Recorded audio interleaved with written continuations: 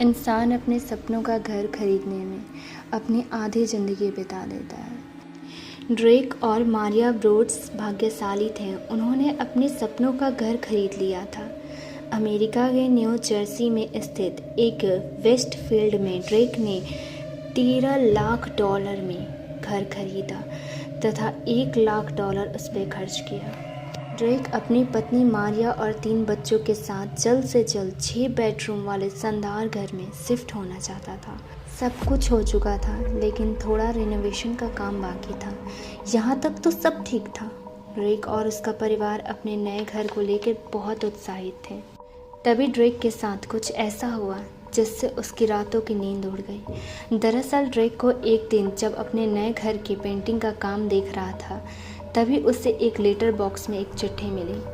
चिट्ठी में सबसे पहले तो नया घर खरीदने की बधाई दी गई थी।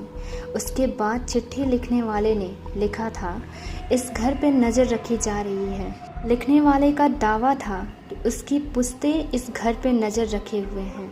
1920 के दशक से उसके दादा ने इस घर पर नज़र रखी। 1960 के बाद उसके पिता ने, अब वो इस घर पर नज़र रख रहा है। उसने ड्रेक को ये भी लिखा था कि वे नहीं जानते कि इस घर के दीवारों पे क्या राज दफन है। चिट्ठी लिखने वाले ने अपने नाम की जगह द वॉचर लिखा था।